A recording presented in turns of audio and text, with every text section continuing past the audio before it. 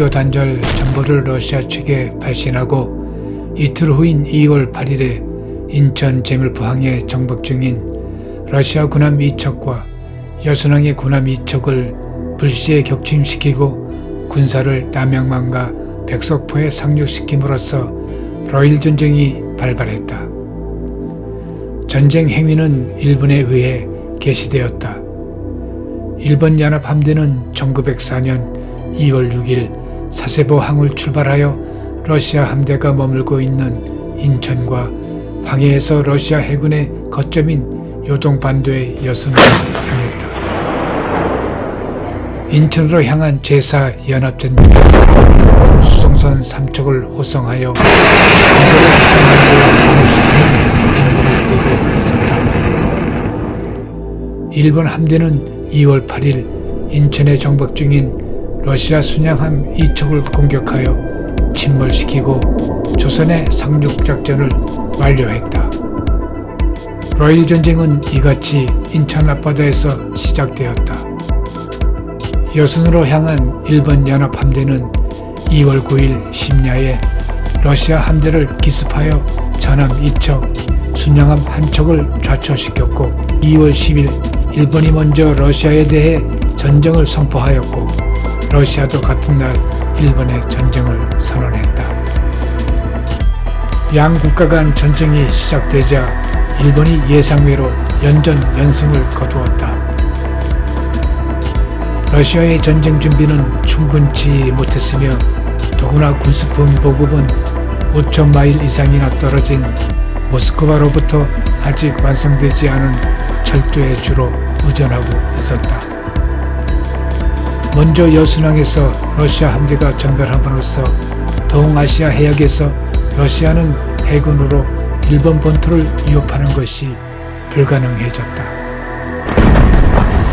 여순항은 아래만과 만주로 나아가는 통로라는 전략적 요지뿐 아니라 러시아에게는 천일전쟁 이후 삼국 간섭으로 일본으로부터 빼앗은 극동 경영의 본거지였다. 일본에게는 삼국 간섭에 치욕을 씻는 복수전이라는 강력한 상징성을 갖고 있었다. 육지에서의 첫 전투는 압록강을 사이에 두고 우주와 중국의 안동지역에서 전개되었다. 일본군은 도강을 저지하려는 러시아군의 저항을 분쇄하고 4월 30일 압록강 북안에 도달하였다. 이후 일본군은 요동반도의 여순항을 향해 진격하면서 10월 중순에는 사호에서 러시아군을 격파하며 드디어 여순항을 포위하여 러일 전쟁 중 가장 치열한 공방전을 전개하였다. 그리고 다음해 1월 1일 여순항의 러시아 수비대가 항복함으로써 전쟁의 명암이 일본 쪽으로 기울어지게 되었다. 그 이후 전선은 만주로 이동하였다. 그러나 러시아는 3월 10일 만주의 전략적 거점인 봉천 대회전에서 전사 2만, 포로 4만 등 10여만 명의 희생을 내면서 크게 패배하였다. 러시아는 육상의 패배를 만회하기 위해 발틱 함대를 국동 해역으로 파견하는 결단을 내리지만 아프리카 희망봉과 인도양을 거쳐 대한 해역에 진입한 러시아 함대는 5월 27일, 28일 양일간 수신한 해역에서 기다리고 있던 일본 연합 함대에 의해 전멸했다. 이로써 전선은 만주에서 러시아의 이해가 집결된 파월북 지역으로 이동하기 시작하였다. 이제 일본은 전쟁 전 추구했던 한반도에서의 이해의 확보라는 범위를 넘어 남만주에서 러시아를 축출하고 북만주마저 석권함으로써 동아시아에서 러시아 세력을 완전히 몰아낼 수 있는 상황에 도달한 것이었다. 이것은 동아시아의 세력 균형이 완전히 일본에게로 기울어짐을 의미하는 것이었다. 동시에 이것은 동아시아에서 세력 균형의 유지를 통해 상업적 이해를 확보하려는 영국이나 미국 등 구미 열강들의 이해와도 상반되는 것이었다. 평화협상은 이 같은 상황에서 시작되었다.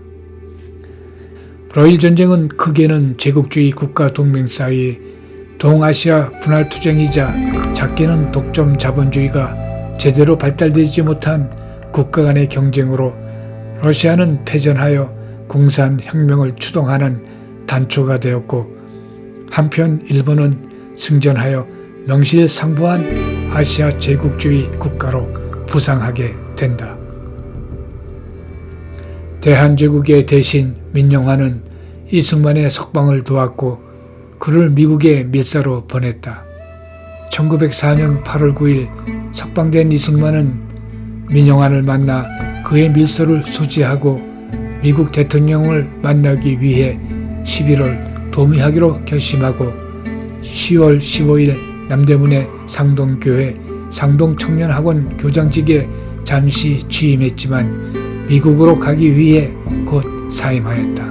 이승만은 고종을 만나보라는 민영환의 요청을 거절했고 고종이 보낸 궁녀 역시 만나주지 않았다.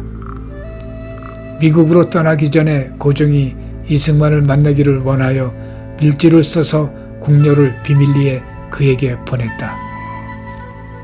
그러나 이승만은 고종이 왜 자신을 만나려 하는지 생각조차 하지 않고 밀지를 들고 온 궁녀를 돌려보냈다. 이승만은 역대 군주들 가운데 가장 허약하고 겁쟁이 임금 중에 한 사람이라며 나라를 망쳐버린 고종과는 아예 상종도 하지 않겠다며 거절하였다. 1904년 11월 4일 제물포항에서 미국으로 출발하였다. 독립보전에 대한 미국의 지원을 호소하기 위한 고종의 밀사 자격이었다. 일본 고베를 거쳐 호놀룰루에 도착하여 윤병구 목사와 합류하였다.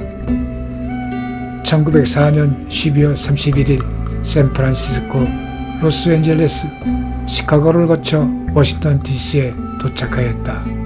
그리고 1905년 1월 15일 미국 신문 워싱턴 포스트지와 기자회견을 열고 일본의 한국 침략을 폭로하는 인터뷰를 하였다. 7년 동안 생사를 넘나든 감옥에서 나와 자유를 찾은 이승만은 원대한 꿈을 이루기 위한 미국 생활이 시작되었다. 그때쯤 러일 전쟁의 tum바군에 낀 대한제국은 수세족 입장에서 애매모호한 태도를 일관하고 있었고 일부 개화 인사들은 황인종 연대론을 제시하였다.